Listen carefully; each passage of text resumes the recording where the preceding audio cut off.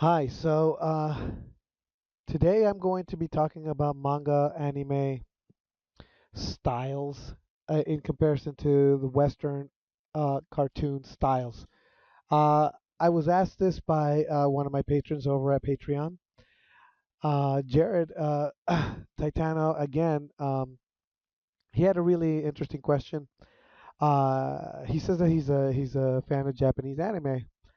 One of the question that he mainly asks is, are there uh, um, if I he asked me to cover main differences between design and drawing style techniques between American style cartoons and comics and Japanese style anime and manga, if any. Um, as far as tools and techniques, um, I it seems to me that they use less brush work, which is ironic since the calligraphy uh, is so. But it also it depends on the artist. But most of the manga I've seen uses less brush work and more quill pen work, which is interesting. But that's just in a general thing. They most of the time they basically use the same tools that American comic book artists use. It's universal. But one of the things, obviously, that I'm going to talk about is that. Oh, that's interesting. I don't know why I did that. Uh, Obviously, one of the biggest differences is in head in the way that head construction is done. Um, Anime characters usually have a head shape like this. Most American animated, let's just say the Disney-esque characters tend to be more rounded, tend to have a rounder face. But really, the biggest distinction, of course, is the eyes, the tiny nose, and the mouth. It's a little bit Yu-Gi-Oh-ish. While there's still big eyes in the American stuff, and in generally a small mouth.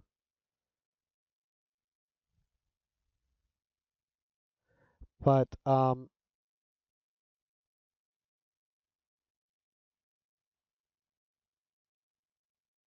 you tend to see that there is a difference um, in style, of course. Um, the biggest difference, of course, is fundamentals. I mean, the lack of difference is in fundamentals. There is no difference between drawing fundamentals when you're talking about the American style and the anime style.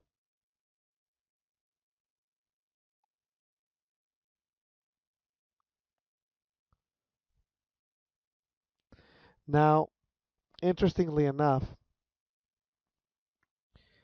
modern manga style. I'm going to be talking about modern manga style. By modern manga style, I mean there used to be manga is an old Japanese art form. Arguably, it started uh, in the time of the samurai, even. They had the scrolls, Japanese scrolls, and that's pretty much where it all kind of came from. It's an old tradition. But what I'm talking about specifically is the modern, what we as modern readers of Japanese uh, and anime fans are aware of, which is the this. Um,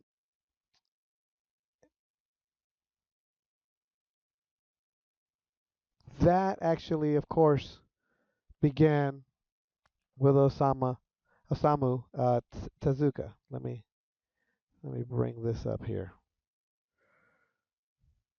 So if anybody knows anything, it started with this guy. So he and here's the thing. Um, Japanese anime manga style and um American kind of. I'm gonna go a little bit. I'm gonna compare it a little bit more with Disney than anything else at the moment. Fleischer also I'll compare it, and here's why. Um, Osamu Osamu Tezuka, his father had um a projector, and they used to watch Fleischer cartoons, Fleischer cartoons like Popeye, Betty Boop, uh, as well as they used to also go to Disney movies. Um, and all these things were highly, highly influential. You could read articles on his life where they actually talk about biggest influence: Betty Boop, Popeye, Coco the Clown, Superman cartoons. Um, Here too, see Popeye, Betty Boop. So, and he's been quoted as talking about Disney um, in some interviews I've read online and stuff like that. So if you're interested, you could look him up and you can see what his influences were. You could even look at some of his animated cartoons.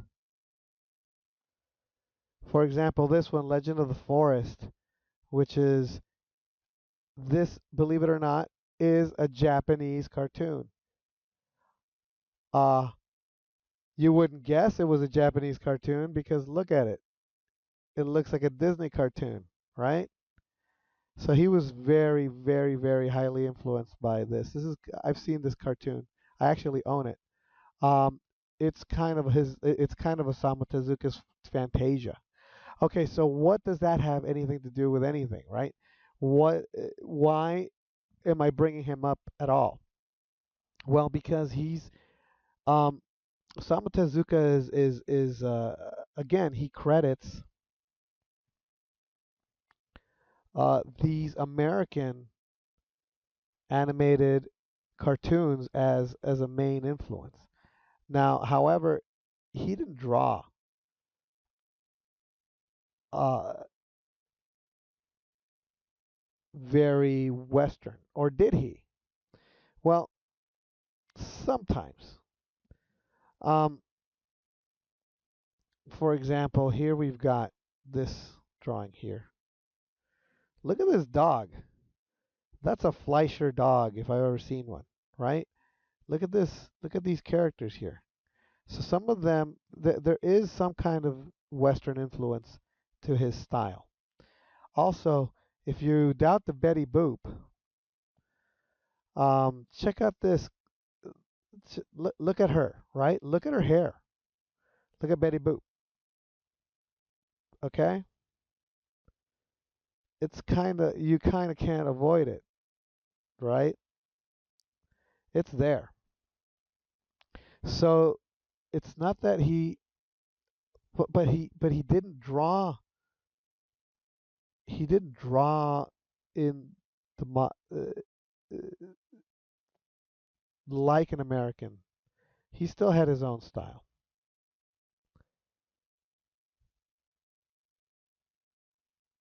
Okay, so even though he was highly influenced by Disney and Fleischer, um, he still did his own thing. He still had his own unique look. However, let me go back to this.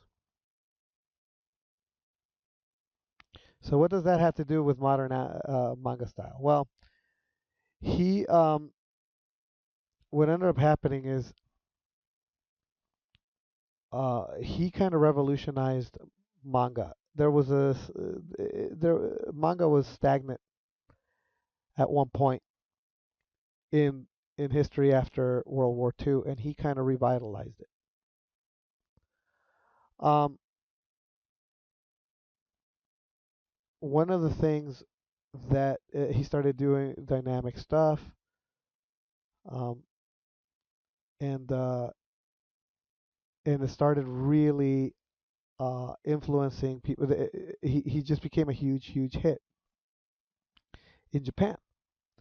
Um, his stuff just resonated with people. The way that his work looked um, really hit home. Um,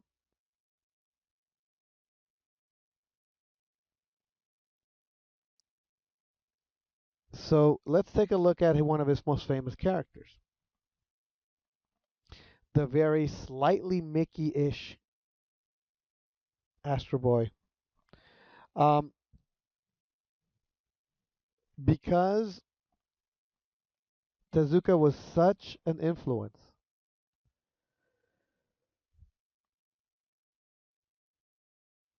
people started copying him. Obviously, people copy what they like.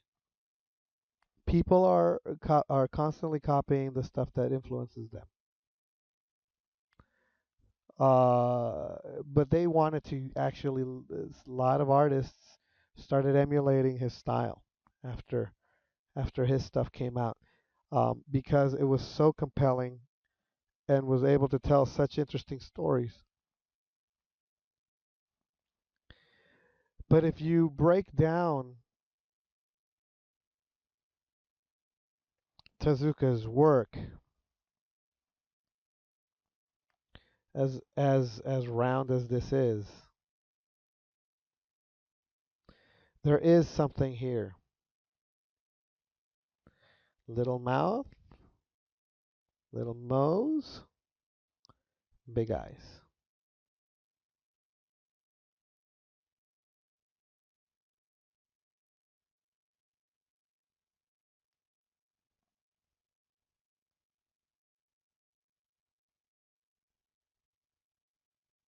Now let's make it pointier.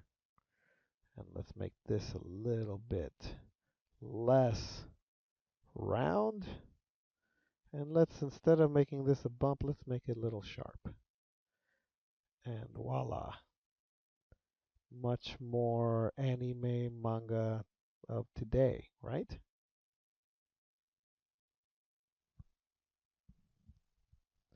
So this, in fact, is inaccurate.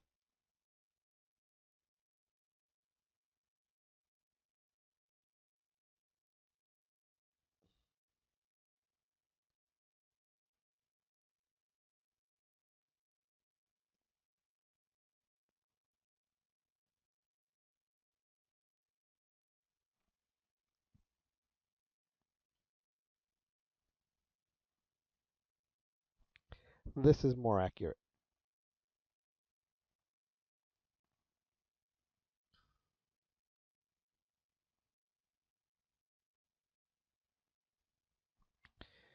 I forgot the big forehead.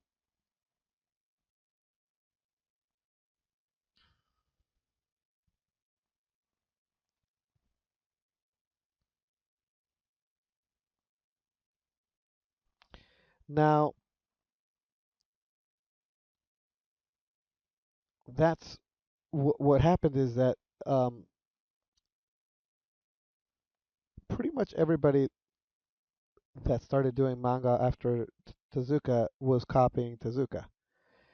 And everybody was trying to capture his drawing style, but not everybody could do it. So what ended up happening was there was an evolution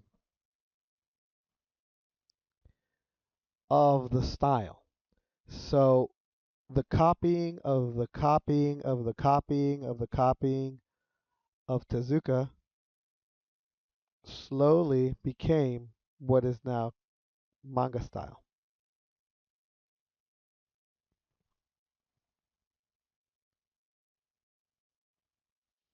Um,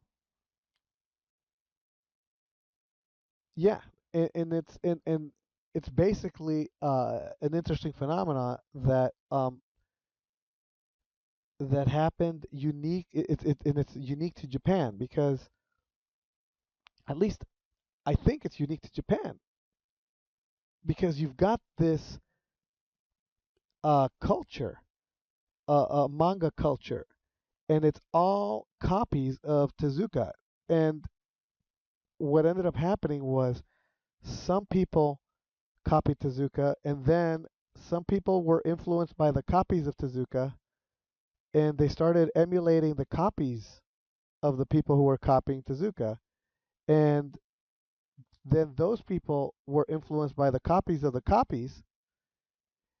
And so the cultural phenomenon I'm speaking about is that there is this um, it's the unique element of manga style in Japan is this incestuous uh, copying of one person's style to the point where everybody draws in Tezuka's style in a bastardized copy of a copy of a copy of a copy version of Tezuka's style.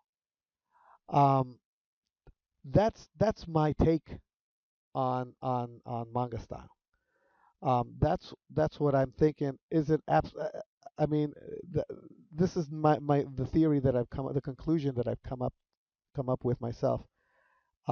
And I'm a big fan of manga and a big fan of anime, but I'm well aware that there are certain rules within the uh, the manga culture. There are people that break the rules, absolutely. You would not be able to tell that they are Japanese manga because they go and they don't follow the standard big forehead, big eyes, tiny mouth, tiny mouth, tiny nose um, design style. But you know, and you could see the same or similar thing as a microcosm in a microcosm. There is a Disney um, style that a lot of people tend to draw in. Um, right now, currently, the big trend is to try to copy Glen Keane Disney style, like specifically Glen Keane. Um, there are a few Disney styles within the Disney style. There's the Freddie Moore, there's the Milk Call, and now currently there's the Glen Keane styles, and so they all are in some way kind of a copy of these of one particular person's technique or the way that they do things. So, but fundamentally, the fundamentals behind both styles, if you notice, as I was scribbling these characters, I'm basically using the exact um, same drawing technique. I am putting in these eye lines and these ear things, and I'm putting the side of the face, and these things are going on here, and there's like this thing going on. I mean, like all this stuff. This is all there's anatomy in here. There's a tear duct here. Um,